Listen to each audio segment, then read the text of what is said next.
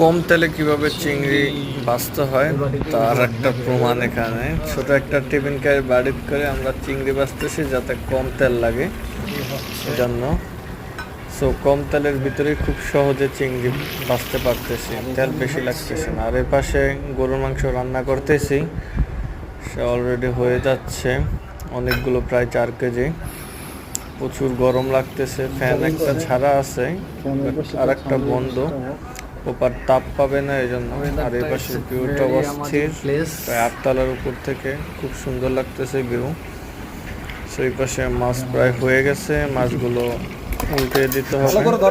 প্রচুর রাখতেছে, কেচে পড়ে গেছে, উল্টে দিচ্ছে, পোকার পারতেছে না। তারপর দিচ্ছি, যখন যেটা হাতে পাচ্ছি ওটা দিয়ে কাজ চালিয়ে নিতে হচ্ছে, কিছু করার নেই। সো বাজা প্রায় এই দুটো হয়ে গেছে, চলতেছে। এখন এটি উঠিয়ে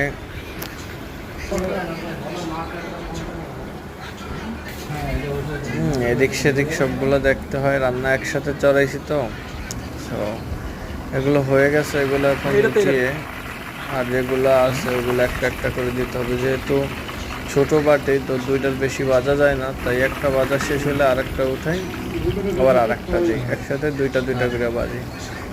সেভাবেই সবগুলো বাজতে হবে। বাকি যেগুলো আছে